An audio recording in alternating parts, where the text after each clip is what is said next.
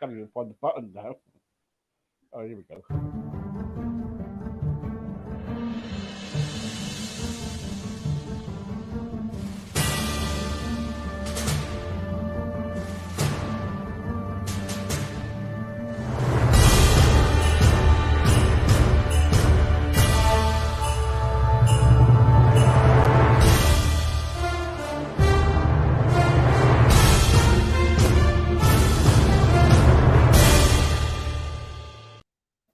Hello, folks. Welcome to our second episode of Mark Mantless. Hello, Mark. How are you?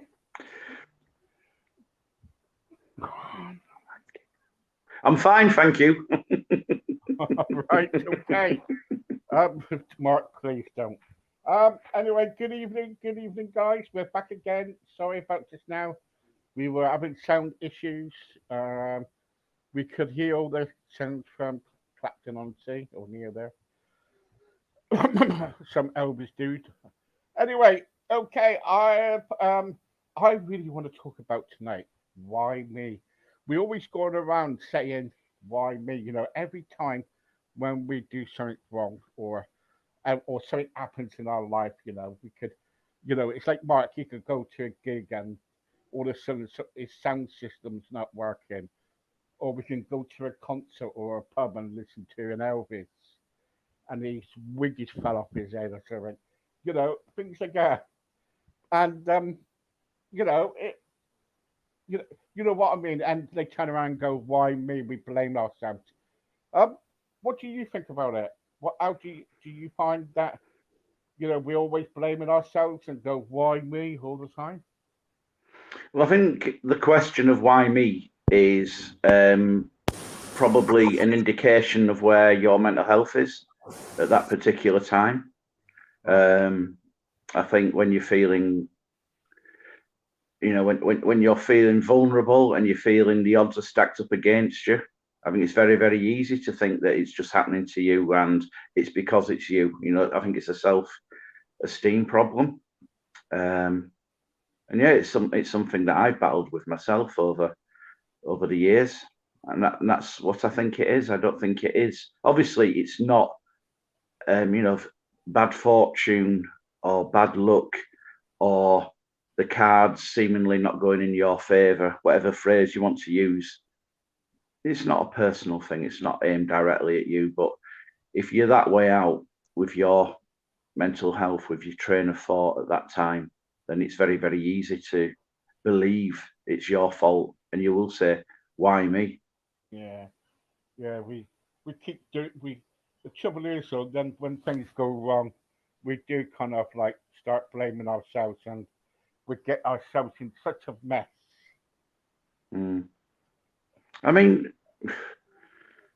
I suppose it goes a lot deeper than that because it probably, that's not to say that just because something has gone wrong, it might be your fault. There might have been bad planning on your part. You might not have made any allowances for things to, possibly go wrong. You might have just gone into a situation thinking everything's going to be okay, and you've tried to wing it, and you've been caught with your pants down, for want of a better phrase. But I think that whole thing of where you just go through life, why me, why me, why me? Why is this happening to me? Why is it all? Why don't I ever get anything nice? Why doesn't anything good happen to me? Because when you're depressed or when you're feeling down, you don't tend to see the good things, like the fact that you're actually probably quite healthy that day, and that you're going to have a meal later that day, and you're going to sleep in a comfortable bed beneath a roof.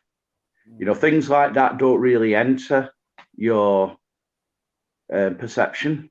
Um, anyway, I think you know what I'm trying to Yeah. get at there. The trouble is, so life is occasionally cruel anyway. Mm, And kind of like we live every day.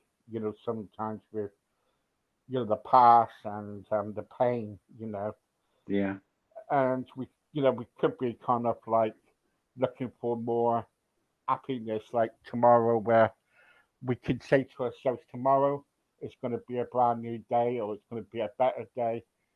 And then then when things happen again, we keep blaming ourselves for what's happening around us. And really, sometimes it's not our fault. Do you agree?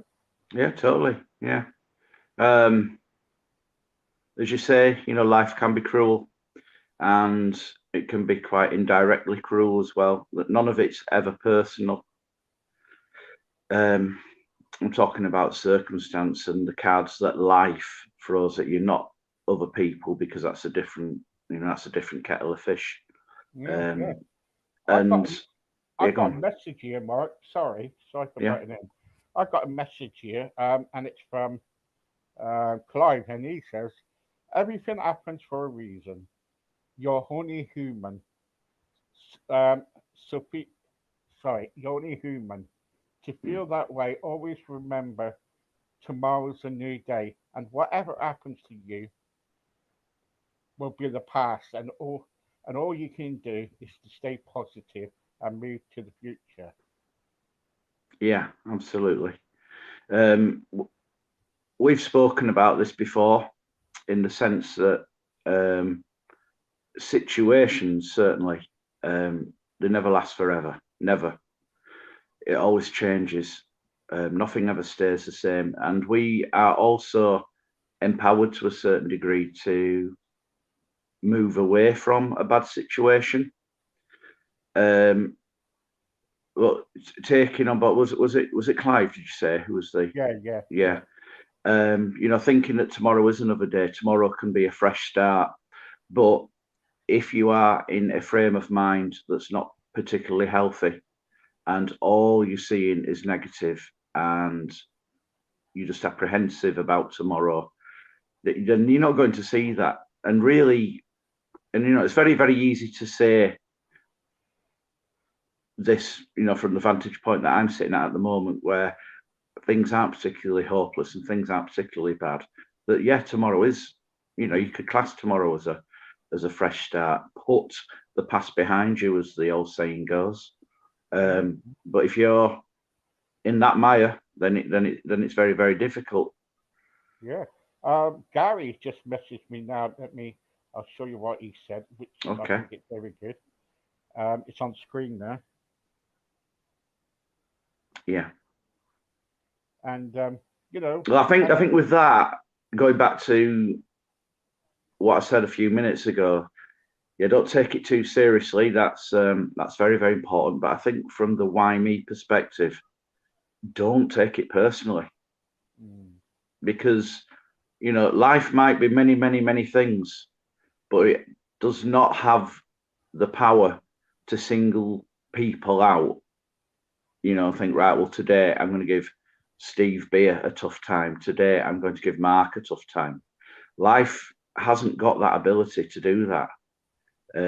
It's just something that's happened, and like anything that's terrible, like a disaster, for example, like a hurricane or a tsunami flood, or or a wig. uh, or a wig slipping off, or a volcano, like what's happening over in the Canary Islands. Sometimes things just happen, Yeah, and that tsunami hasn't swept away that village because those people lived in that village. It's just happened. It's just a very cruel twist of fate that life mm, can bring your way. So again, I think that the as much as we will discuss it and debate it over this show, I think the resounding message that we all have to take away is do not take it personally. And it's a very, mm, very easy thing to do, and to take it personally, to think it is because it's you, yeah. and you expect nothing less of life. Do you think we take life too serious? Um, yeah. When you say we, do you mean the population as a whole, or do you mean Yeah, yeah, all of us. Do you think we kind of like take life seriously? Don't Do you think we kind of like we're just kind of like, I don't know, just take life? it's yeah, that's quite a loaded question, really, because you can get some people. My brother is a classic example of this. My brother is nothing like me. He is so easygoing, and he takes life as it comes. And if his car got a puncture in the morning, he would be obviously annoyed about it, but he would just go and get it fixed and think nothing more of it. I would suggest that he doesn't take life particularly seriously in the same way that I do, because he doesn't look at things as deeply as I do.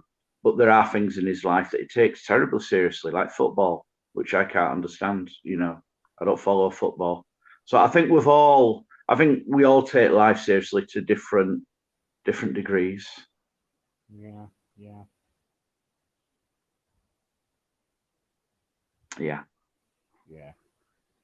The trouble is, Susie, when I'm getting lots of messages at the moment on my podcast page, people saying, we do take life seriously. We do kind of like, we always blame ourselves when things are happening. And sometimes we blame ourselves more when things that we don't even cause. Do you agree? Yeah. And are we talking about, again, things which are the result of a twist of fate of life in general, or an individual? What you said? Twist of fate. Yeah, but that's life. That is life. It's and I can only speak from my perspective. If I had to weigh up I'm 52, and if I had to weigh up the good against the bad in those 52 years, it's very sad for me to say this, but I'd say that my experience of life is that it's not very nice. The last few years have been, the best I've ever known, and fingers crossed, long may that last, and hopefully that will even out, and that will decrease that view that I've got of life. Some people appear to just go through life with all sorts thrown at them, and they just come up smelling of roses every time. Boris Johnson being one of them. Yeah. Some people appear to have that good luck, that good fortune. Yeah. But the trouble is, Lucy, most of us kind of like going around and we think, we could do this, we can do that. We're going around blaming other people and we keep putting ourselves down. And I think if we stop and think about what we're doing to ourselves, because really, if we don't look after ourselves or care about ourselves, how can we go out there and care about other people? Well, yeah, that's that's true. That's that's perhaps an extension of what we're talking about today, to the point of being perhaps a different kettle of fish. But you are right. It says that, as the old song goes, learning to love yourself is the greatest love of all. I'm only now, in the last few years, actually in the process of beginning to appreciate myself. I'm not quite to the love myself stage. That's a long ways off as far as I can see. But yeah, certainly. Because if you dislike yourself, and if you have such a downer on yourself, then thinking why me, and assuming that these things are happening because it's you, it's going to be all the more easy to believe and to accept. And it's a vicious circle, really. Yeah, it is, and the trouble is when we kind of like stop loving ourselves, I think that's the time where we need to kind of like think about our life and to find out where we are in our lives, because there's something wrong. It's got to be something wrong why we don't love ourselves. Yeah, it's. I think that things like school can shape that opinion, because you basically, from the moment you enter a classroom, And I think it's still pretty much the case today because I've got two young children, and I get the impression it's still pretty much the case where you enter the classroom for the first time and there's pressure on you, usually from your parents, to be the top of the class, to be the best at what you do, whether it's academically or in a sporting way. And if you are anywhere near the bottom of the list, then you're made to feel like a failure, basically. And you see other people getting praised, and you see other people getting these accolades and what have you, from a very, very young age. And then that carries on through into life when you've left school, i.e., job interviews. It's a competition. And if you don't get the job, you haven't got the job because you weren't good enough. And that's how you see it. And that's not right at all. It's just that whoever's interviewed you thinks that somebody else was more suited for the job. And there could be many, many reasons for that. You might have been the best candidate, really, but that person might know the person that's been doing the interviewing, or maybe that person who got the job is better looking to the person who was doing the interviewing and they fancy them. But you internalize it and you go through life. And then, like I say, there's other things when you are, when you're young and you're trying to get yourself a girlfriend or a boyfriend, when you're in the pub and you ask them out and the person you're asking out says no, and then you see them with somebody else the following week and you think, my God, I must be really ugly because she's with him and he's an idiot and he's this and he's that. And then you'll internalize that and you'll just have a terrible opinion of yourself. So I think that's part of life, really, that whole thing where you start to judge yourself against other people. That was a very long-winded answer, Steve, wasn't it? What was the question?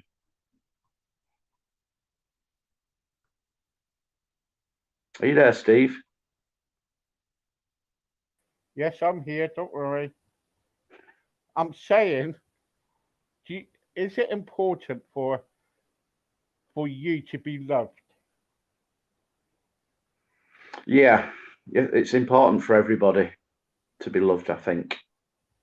But to be loved by the right people, and by the right people, I mean the people that, whose opinion I respect. I don't feel this need to be liked by people, and I'll put people in quotes. That's not important to me because, that's synthetic and that's not very real.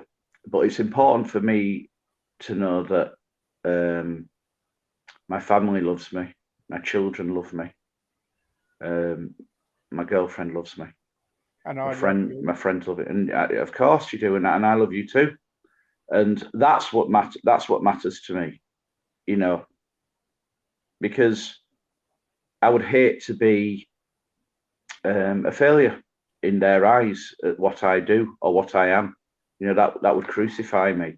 But I'm not taking. how can you be a failure? Because look, you've got children, Yeah, you've got your own business, you did go around singing, you make a yeah. lot of people happy with your music, you come on here. Do you know what? Since I'm not trying to beef you up or anything, but I get a lot of people contacting me through my radio and everything about you. And you know what they say? They say, you are one of the what we've got loads of people on here, but you are the one of the guests is really, really genuine every time you come on here. And out of No, that, that, and out of that, some people kind of like either got help or got some counselling because they are listening and watching what you're saying. well, that's lovely to hear, and I thank each and every Hmm. person that has come forward and said that. That's absolutely lovely. And I don't want to sound ungrateful as well when I say that it's not what I go through life looking for. It's not, I've never been a people pleaser. I'm pretty much take me or leave me sort of thing. Yeah, yeah. So yeah, being loved is important, and it's a human need at the end of the day. Um, Yeah, I was, I remember when I made a video. I got a friend of mine to do a video called "This Is Me," mm, and I said, I don't know if you've ever seen that video, and um, and on it, it was about me and about everybody else, and I was getting a lot of abuse and things like that, and mm, I put it on the video. Said, well, you can either take me or leave me, mm, you know. And the video was about, well, here I am, if you don't like me, go away, get mm. on with your life. If you like me, you're welcome, and thank you very much. And I think sometimes we, even if when people do show us affection, show us love, and say, okay, yeah, I'll be friends with you, that's fine. And sometimes we look at knockbacks, don't we, when people say, oh, today, Mark, your music, it wasn't very good. Then all of a sudden, in your head, you will probably get, okay, okay. And just for one person, that could upset you, can it? Yeah, I will say though it happens a lot less nowadays, because I think we all know when we've done a good job, and I think we all know when we've winged it and we've flown by, the seat of our trousers, as it were. And if you've done your best and your best isn't good enough, then that's not our problem, because we can only do what we can do to the best of our abilities.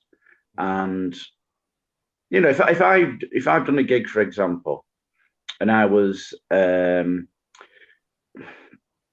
had just disconnected myself totally from what I'm doing, and gone through the motions. And I haven't done this yet, to be honest. So I'm only speaking, hypothetically. If I was coming across as disinterested and unprofessional, and I would know I was doing that. And then if I got terrible feedback, then why would I be so upset and offended by that? Because I would know it was the truth.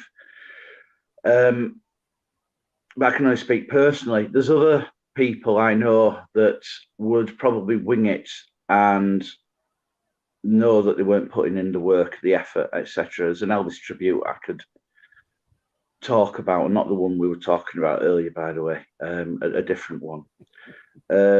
And he is, shall we say,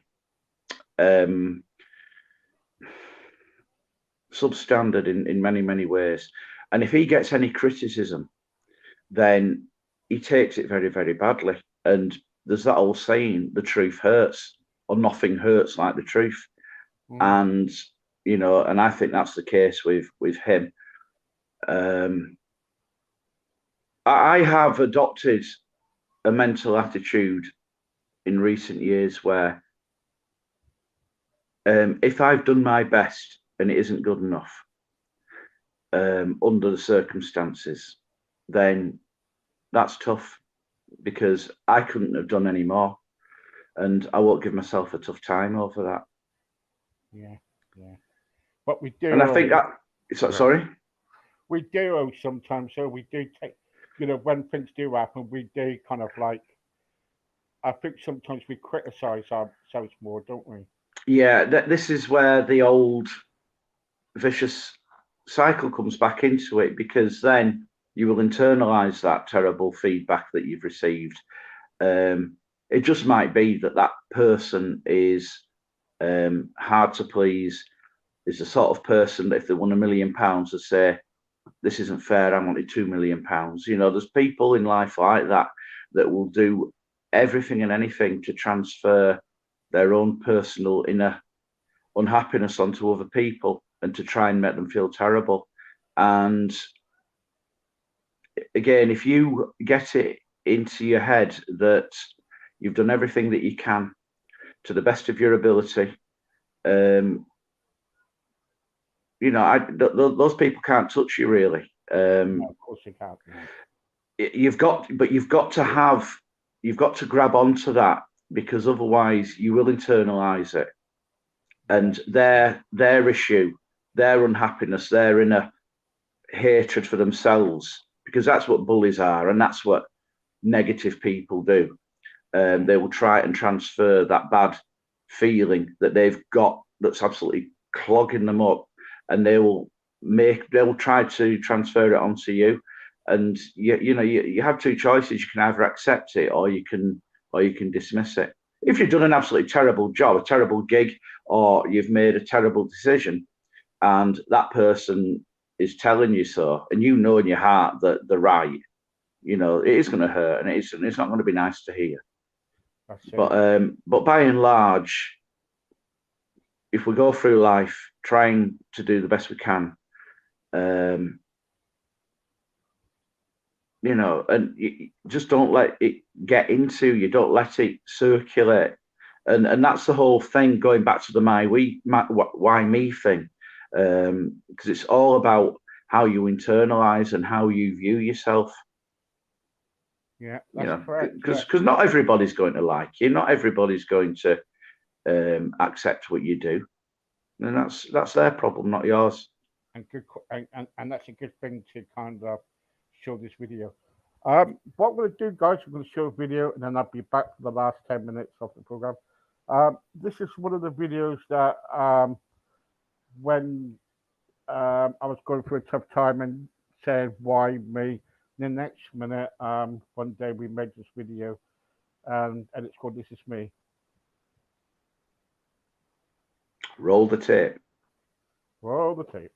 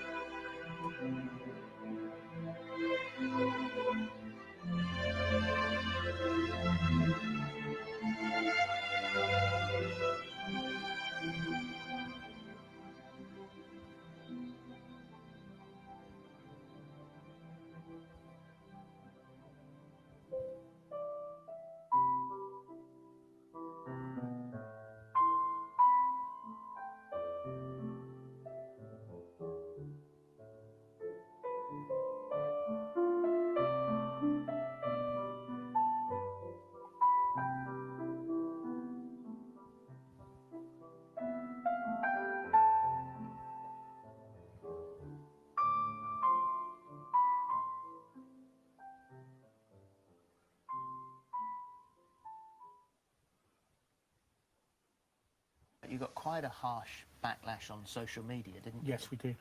We got a lot of it, especially on Twitter and on Facebook. On my Facebook page, it was £1. Yeah, That's amazing. Since January, and the show's lost £5. As we go out for dinner, we can actually kind of pick the foods that we for. Yes. And we've been to the theatre, we've been out for dinner, and as we go out for dinner, we can actually kind of like pick the foods that we are, you know, that's healthy. You know what I mean? So.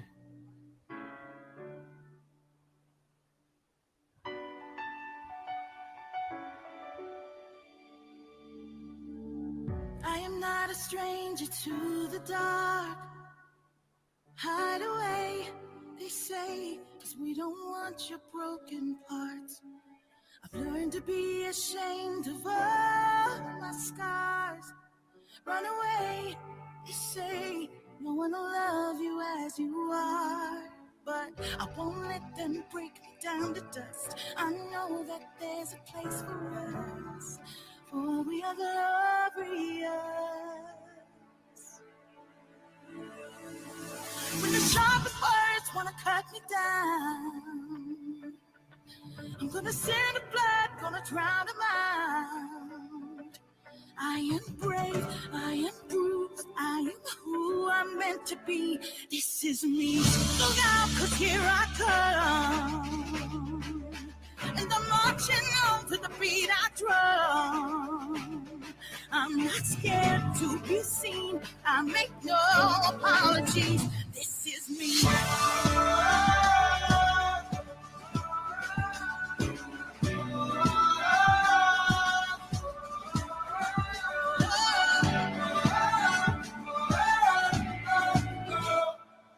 Another round of bullets, it's my skin. Well, fire away, 'cause today I won't let the finish in. We are bursting through the barricades and reaching for the sun. That's what we're about. I won't let them break me down. I know that there's a place for us. Oh, we're going on. The sharpest words wanna cut me down. I'm gonna send the blood, gonna drown them out. I am brave, I am bruised, I am who I'm meant to be. This is me. Look out, 'cause here I come. And I'm marching on to the beat I drum. I'm not scared to be seen. I make no apologies. This is me.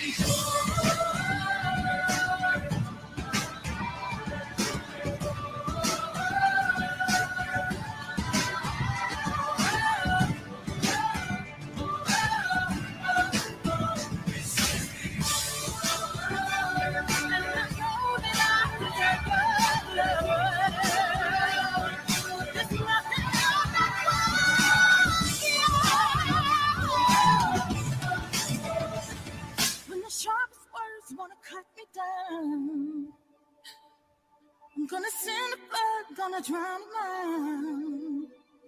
This is brave, this is bruised, this is who I'm meant to be. This is me.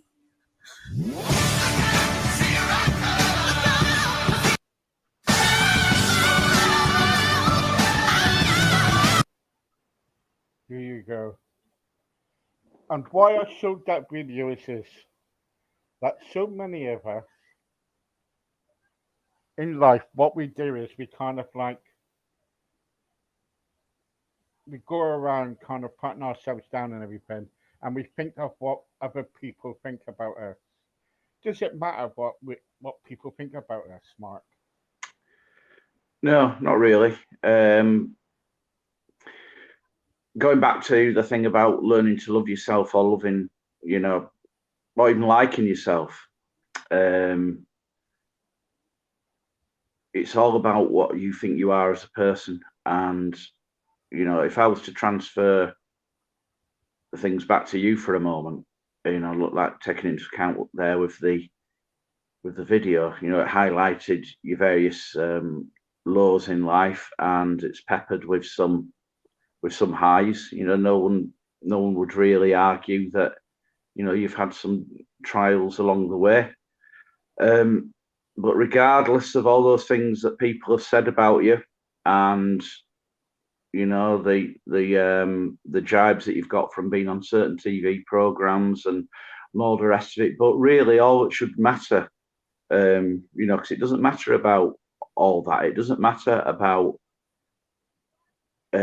what you may look like to the outside world in terms of your size and what have you. You know what should matter is, you know, have you got a good heart beating inside you? And I think you have. And I've got a good heart beating inside me. And really, that's the thing that should matter. And hopefully that's the thing that people would see in me as well. You know, so I think you've got a good heart, Steve, and it doesn't matter. The rest of it doesn't really matter. It doesn't, no. And that's what's important. It does, yeah. Thank you, Mark. Thank you. And okay, guys, thank you very much for tonight. We have to extend it, but I'm sorry it went over a bit. But there you go, Mark. As always, thank you so much. Anytime. I will see you a week Monday. I'm away next week. Yeah, lucky you. Yes. Don't forget to pack your bucket and spade. Oh yes, I'll be up there on Western Supermare. Don't you worry. And your factor 50. Yeah. I will tell you another time what happened to me on the beach. Did a few photo shoot. Right, okay. Windy, but that's a long story. Right, And okay, bring us all some rock back. Okay? I will bring you some sticker rock back. Definitely. All right, mate. Bye-bye. Take care, Steve. Bye-bye. Bye.